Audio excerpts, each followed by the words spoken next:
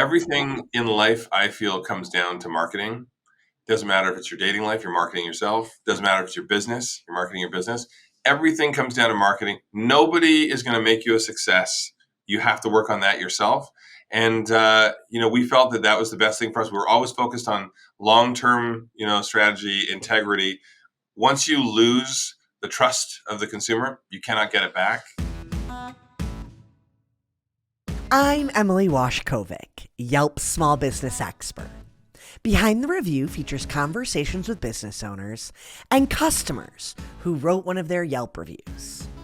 In our discussions, we talk about lessons they've learned that can be used by other businesses to improve their own reviews and their bottom line.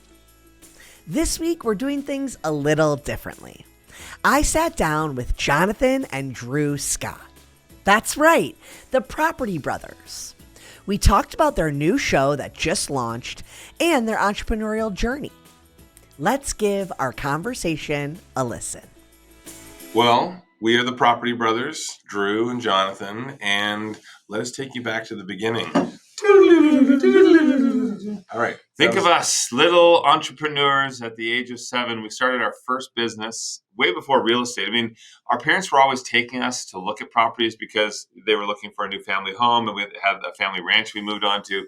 But in the beginning, our very first business, we started a hanger business. We made decorative hangers, weaved them with a nylon, a little rosette, and we saw it at an arts and craft sale. And we thought we could do that. And we started selling these. And within a matter of months, we started selling them by the thousands. We met a woman from Japan who had a chain of American paraphernalia stores, and we just started selling to her. So that was our first little jump into entrepreneurship. We were always looking for something to generate some cash, whether it was when Mom would take us to the grocery store, we'd return all the carts so we could get the 25 cents out of each cart, or whatever it was. We were always looking for something to save up. Now, back then, our goal was to buy swords because we're Scottish, our heritage is Scottish, and we'd heard all these stories about knights and armor and all this stuff.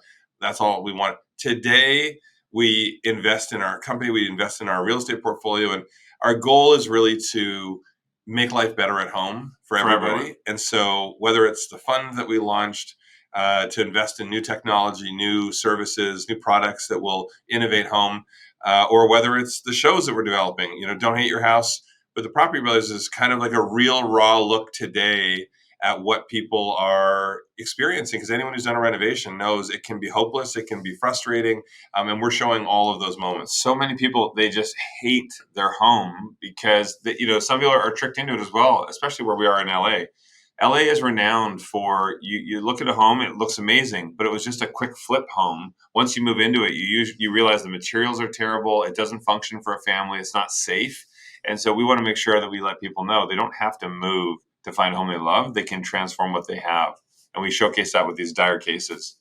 I love that. And something that I think is so unique about that is it really speaks to a current day challenge, which is housing and just all of these maybe misconceptions people have about if they want something different, they have to move, as opposed to kind of fixing up what they have or reshuffling what they have. And I love that that's the concept of your new show.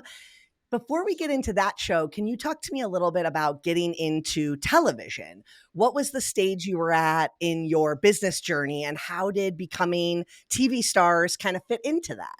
Well, I had a different idea of how I wanted to become a TV star because all I ever wanted was to be an actor and a director. Jonathan wanted to be a magician. So I was the one focused on TV. I wanted to be able to be an action star. We always joked I wanted to be Tom Cruise, but taller. We have a martial arts background. And it just that in the early days, we started getting into real estate as a way to fund our creative endeavors, flipping houses. We grew up in a ranch and we were handy. And after 10 years of doing real estate, I missed acting. So I started to jump back into that. But the only auditions I was getting was as a real estate expert. And there was a show I booked. I was so excited to tell Jonathan about this new show. Finally, I booked something as a host. It was called Realtor Idol. It was basically American Idol for realtors. Terrible idea. Terrible. But the production company liked me, and then I pitched them what we were doing with clients at the time, Property Brothers, and it hit. What I thought was interesting, though, with our real estate company, we came at it from a very different perspective, because when we got into real estate, it was still a lot of the same thing where a lot of the real estate agents out there, they were kind of doing a half-assed job. They would just print out from the MLS a sheet with the information put it on the counter. And we said, you really have to market your business, not only to stand out from the competition, but also to, gain that trust of the consumer, because most people don't trust you, especially when it comes to real estate, before they have a chance to trust you.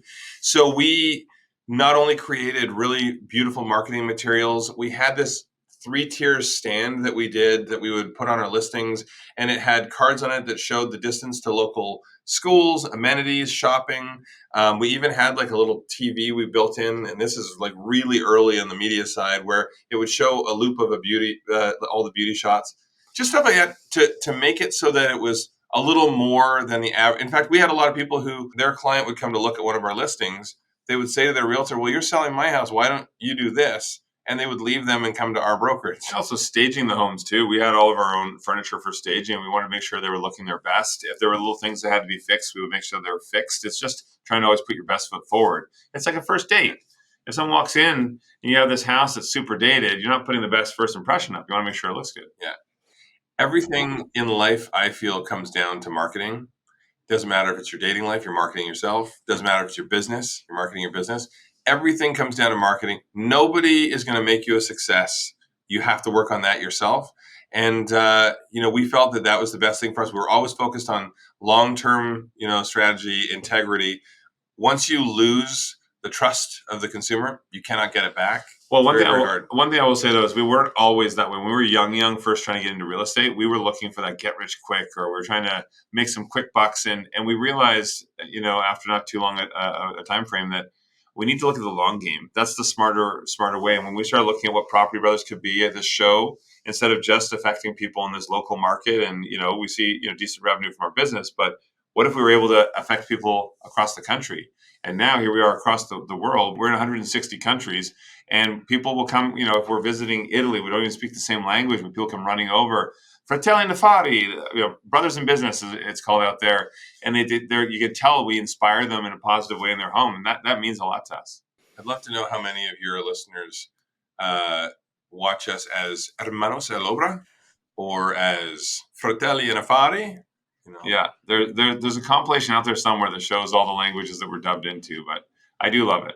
I think it's so cool. And there's something about your relatability that really has made you successful, I think. And from what I'm gathering, it's just authenticity. It's you being yourselves and being willing to connect with people on that deeper level. Maybe can you expand on that and just how you're able to really lean into who you are and the fact that you want to help and how that's made you so connectable to your people who follow?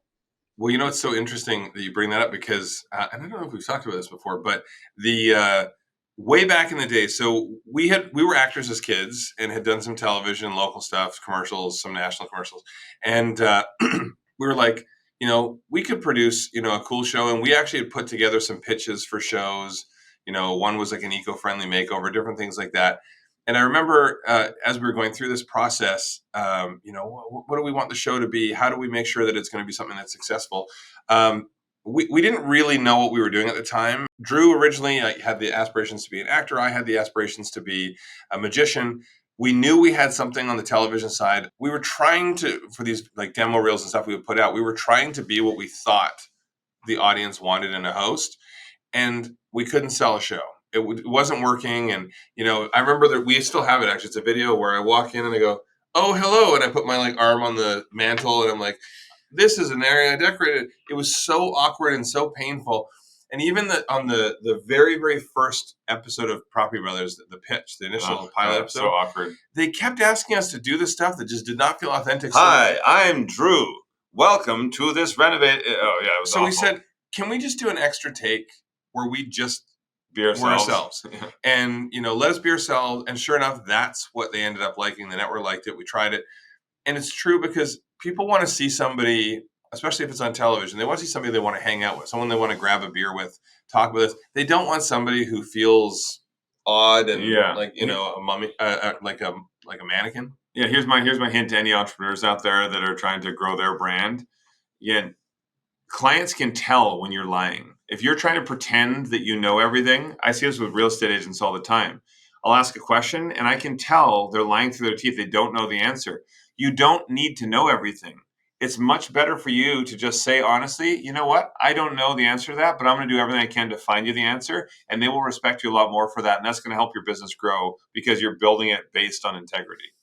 Absolutely. That's a huge point. And I think it's often overlooked. Like you said, you want to have the right answer or you want to be on the dot. And it's really about being honest and really creating that trust, building that trust. Yeah, yeah.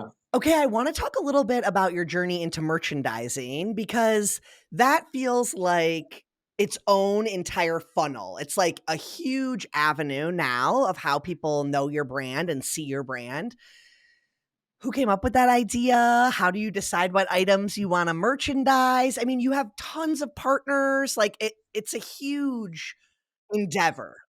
We originally, so it was about just before the second year of Property Brothers, our show within 3 months went to number one. We were the top show on the network, and it was people really just related to this new style that we were bringing to this type of programming. And so Drew and I decided we think that we should get into the product business, and we proposed it at the time to the producer of Property Brothers, and I quote, they said to us, "We're in the TV production business, not the products business. We're not interested." And then Drew was like, "May I get that in writing?" Yeah, so and they owned Property Brothers at that time. In the beginning, we didn't own the brand, but we ended up after that we grew it to $100 million, and after we hit our first 100 million retail, they came back to us and said, we want half of that. And we're like, no, that's what we talked to you about, and you didn't want to do this. So we put all the effort in, and then we ended up acquiring Property Brothers and grew it to where it is. But it's sort of we've never been closed to finding an opportunity. And in the home space, there are so many categories, whether it's renovation, like materials for the home, or whether it's design materials. And I think the thing that was so important for us was we didn't want to overwhelm ourselves because we only have two of us, plus we're shooting the shows and everything else we do.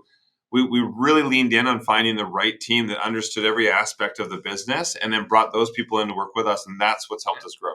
We now have over 12,500 SKUs, and we're in every category you can imagine, from furniture to wall coverings, lighting, fixtures, everything.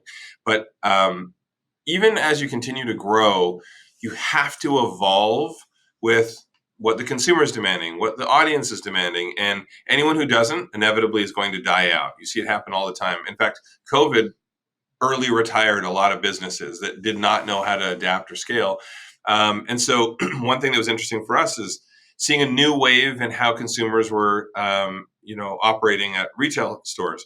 We had to find better ways to partner with retailers so they had a little more skin in the game and would give us priority placement for our products on their floors.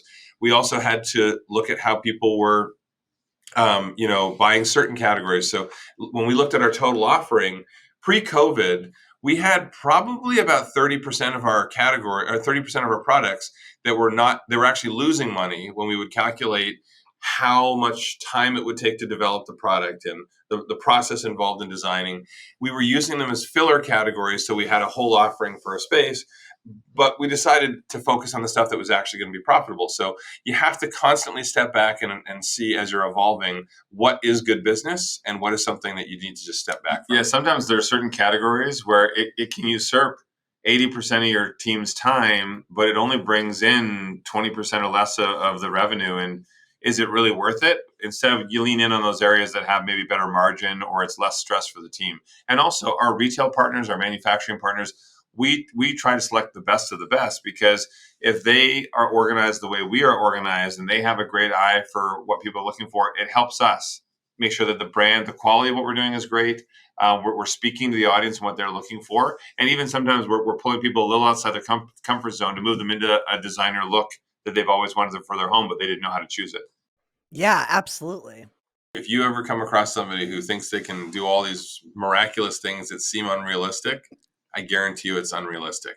The number of times we've had people either give us advice who have no place giving advice, or people who've tried to come in with a, incredible miracle of an idea.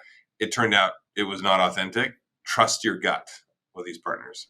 Yeah, that's such great advice. You have a big dedication to helping people and addressing housing issues and energy efficiency. Can you share about the Health Home Innovation Fund, how it got started, kind of what your main initiatives and goals are with the organization? Everything Jonathan and I do focuses on family. What can help families live in a safe, happy, healthy, and most importantly, affordable home?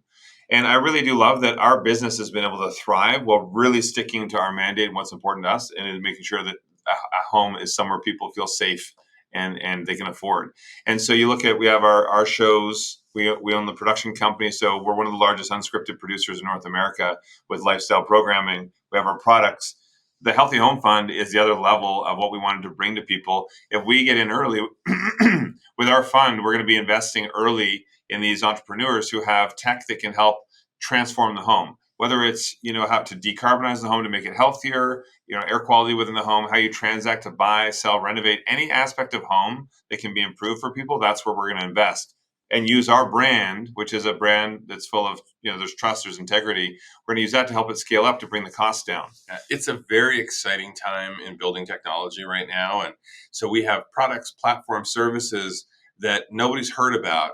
These are going to transform how we build homes, how we live in homes. And so that's what we want the fund to support.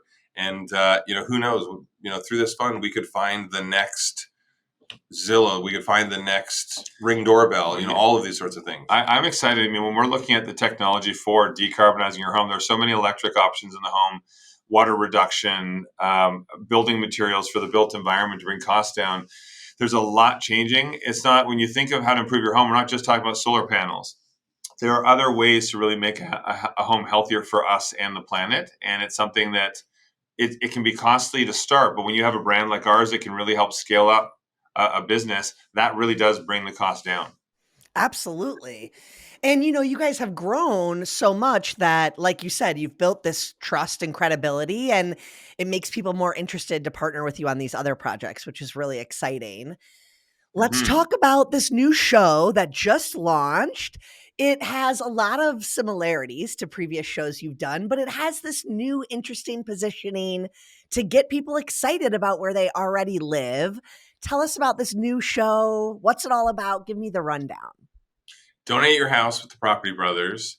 Did you say donate your house? Donate your That's another new show we should do. Donate your Don't house. hate your house with the Property Brothers. It's exciting because you get what you love, the renovation, the before and after, but we're now showing you, almost like we're kind of pulling back the curtain and showing the raw side. I mean, we have homeowners who have meltdowns. We have homeowners who are so fed up with their house, they do not see how there's a solution that will work. These are the sort of dire situations we dove into. And we want to show people that your house, 99% of the time, it will work. We can find a solution, but it's not going to be easy to get there. And you've got to make some personal sacrifices sometimes to make it happen. Well, especially in today's day and age where there's a housing crisis and also people are having a hard time affording to live where they want to live. People should be able to live where they work. That you shouldn't have to commute 2 hours to be able to afford a home. But you have to think outside the box and find solutions. And so what I'm really excited about is, like Jonathan said, instead of moving with all the expenses that you have with moving from realtor fees to taxes to everything else, you now can transform a home that you've given up on. It gives you a whole new level of love for that home when it's done. Amazing. Okay, the show is all about reviews and feedback. So, to close us out, I'll start broadly. How do you guys navigate feedback? I mean, with the TV shows and everything, I'm sure it's everywhere. You're hearing from people you don't even want to know feedback from, but how do you manage that? How do you process and kind of sift through it and see what's useful? Yeah. Feedback has been important from the beginning for us. We actually dove into social media very, very early on because we felt that was a great way to have a direct contact with the consumer, with our audience. In fact, we even used to write articles. We even brought on some college kids to write articles as well, so we could be a local area expert when we had our real estate brokerage. And then people would find the articles. They would then find us and ask questions about buying in the area where we were. That has correlated now to all the social media platforms. We get about 500,000 messages a week each on social media from fans saying, "Hey, I love the show," or someone who tried a product. Some of the innovation of our product has actually come from suggestions from that feedback. So we have a team who combs through all that stuff to make sure we get the valuable stuff. It's so important to be connected, and we just happen to be in a situation where we get that real-time connection. Some other shows, some other companies, they'll sort of wait to the end of a year, then they'll kind of have a review, and then they'll implement stuff next year. We literally will implement it next day. I love that. That's fantastic. And I think it's hard sometimes for small business owners when they're juggling so much to even think about social media. So I like to hear, obviously, you guys have people that handle Yeah. that. But for the ones that are just afraid to get on social media or afraid to promote themselves, what advice do you guys have? Because you kill social media. I mean, Yeah. you're all I mean, over. this is the thing. We're in a digital age, so you really do have to embrace social media or have your website up to date. Anybody who doesn't, you're going to be disappearing in the years to come. And I think it can be overwhelming if you don't have a big team or you don't have the budgets for that. But just trying to think simply, and I almost think it's like school when you had your allotments of time for different classrooms.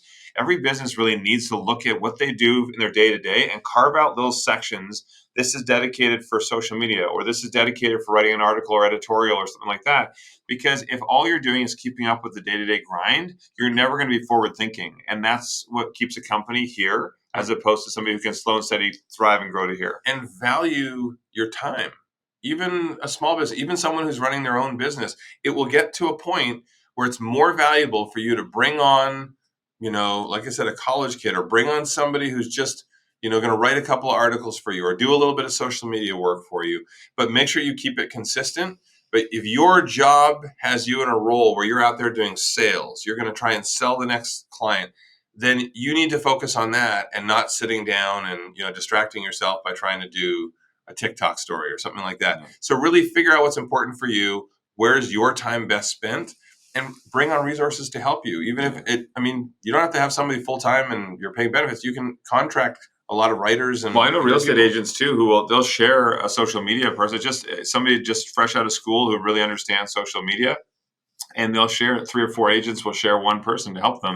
I don't think doing TikTok dances for a real estate agent is going to help you get the next sale. You never know, yeah. But if you have consistent good content, it's good to have somebody who can just manage the upload. Yeah, be authentic and stick to what your brand is all about. Amazing. You shared such great advice today. Thank you so much for your time. It was really great talking to you.